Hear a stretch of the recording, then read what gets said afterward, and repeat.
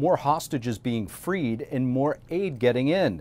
The ceasefire in Gaza will now go on for 2 additional days, but the White House warning that Hamas terrorists could be using this time to regroup and rearm. Joining us now live is NTD's White House correspondent Iris Tao. Good evening, Iris. If you could tell us about the latest ceasefire extension, how did it happen and what is the objective? Good evening to you, Steve. So the White House says that over the entire Thanksgiving weekend, President Biden was deeply engaged in the process of pushing for an extension in ceasefire for another 2 days, which is until Thursday morning, Israel time. And in exchange, Hamas will need to release another 20 women and children in addition to the 50 hostages that are needed to release as part of the original deal, which was supposed to end today after 4 days of pause and fighting. Meanwhile, the White House says that there is no American among the 11 hostages released today, despite it saying this just earlier today. Watch. We hope that they will be released today, but we won't know until we see the list and we see who actually comes across. We want to get them released right away. A 4-year-old American girl was released on Sunday, but the other 2 American women, whom the White House has said that would be among the 50 hostages to be released as part of the first version of the 4-day ceasefire deal, are still not among the ones reunited with their families. But now with this extension, it is possible that the 2 women could be among the ones making it to the list over the next few days, although the White House are also today saying that there could be 8 or 9 Americans who are still being held hostage in Gaza. And all of this is as the White House warns that this time in pause in fighting could allow Hamas to actually regroup and rearm themselves. Watch. It's a real risk. You have to expect a group like Hamas, a terrorist group, which clearly doesn't abide by laws of war, will try to take advantage of any pause in the fighting for their own benefit. So time to refit, to rest your fighters, to rearm them. The White House says that it's a balance between such risks and the need to get hostages out of Gaza, adding that it would actually like to see an even longer pause in fighting. Meanwhile, President Biden today saying in a statement that the U.S. is fully utilizing this pause, taking advantage of it to get more humanitarian aid into Gaza. Meanwhile, he asked that the U.S. will not stop until all hostages are freed. Back to you. NTD's Iris Tao reporting from the White House. Iris, thank you. And in the midst of the ceasefire, Elon Musk is in Israel today to meet with the nation's top officials, including Prime Minister Benjamin Netanyahu. The tech billionaire vowing to help demilitarize the Gaza Strip once the war ends. Musk also sitting down with President Isaac Herzog to discuss the rise of anti-Semitism on social media.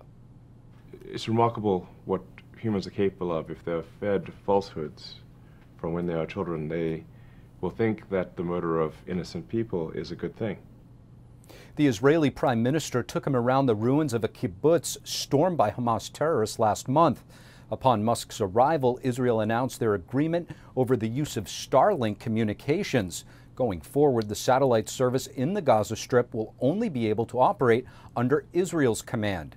This visit comes following controversy over some of Musk's replies on social media posts on his platform X, which some interpreted as anti-Semitic. In response, Musk denied the accusation. An Iranian-backed terror group firing 2 ballistic missiles at a U.S. warship. This was overnight in the Gulf of Aden, which is below the Red Sea. The U.S. Navy was responding to a distress call from an Israeli cargo ship. So far, officials have yet to identify the attackers, but they did say the shots came from Houthi-controlled territories in Yemen. The missiles landed about 10 nautical miles away and caused no damage or injuries. 5 gunmen attempted to flee on a small boat but were later chased by the warship and eventually surrendered. All crew members are safe. This incident is just the latest in a string of attacks by Iran-backed terror groups against U.S. forces since Hamas's terror attack on October 7th. These next few days in Congress will be the last, or maybe the last, for New York Congressman George Santos. He says he expects to be kicked out once the House takes up the expulsion vote as early as this week.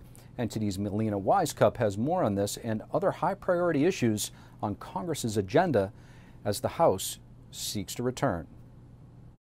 New York Republican Congressman George Santos is awaiting trial to face 23 federal charges for allegedly defrauding donors and falsifying records. Now the House this week is expected to take up a third attempt to expel him. This failed before twice, although this third try may play out a bit differently. We know of several lawmakers who previously voted to keep him seated who are now flipping. Congressman Santos himself acknowledged that the math isn't looking so good ahead of this week's vote, but he's not willing to go out without a fight. Take a look at this bit from a 3-hour live stream that he had on the platform X in his first public response to this ethics report. I mean, within the ranks of the United States Congress, there's felons galore. Why not resign before we take the vote? We're going to vote to expel you, George. Hold on. I'm not going to resign. I think I resign. I admit everything that's in that report. We'll hear from Santos again later this week in person at a press conference here at the Capitol set for Thursday. And if he is in fact expelled, this would squeeze Republicans' already slim majority in the House, taking them from a 4-seat margin to a 3-seat margin. Those impacts could be long lasting if a Democrat is able to flip that seat in a special election. And over in the Senate, Leader Chuck Schumer is pushing for a vote on President Biden's aid package to Ukraine, Israel, and money for the southern border, although it's clear at this point in time that this package does not have the votes to clear through the entire Congress. All of this while the government funding dispute has only been kicked down the road into early next year, and that means lawmakers have until then to work out and meet key decisions on things such as top-line spending numbers or policy priorities. This is a very heavy lift for a Congress as divided as this one. Reporting from Capitol Hill, Melina Weisskopf, NTD News. Next, how serious is the recent pneumonia in the mysterious illness in China? The CCP has a history of downplaying crises and underreporting cases. We'll take a closer look. And what factors go into a hostage deal like the one we're seeing in Israel? Trump National Security Advisor Kash Patel joins us with an insider's perspective. That and more when we return. Thank you for watching the Capitol Report. If you want to see our full broadcast, check us out at epochtv.com.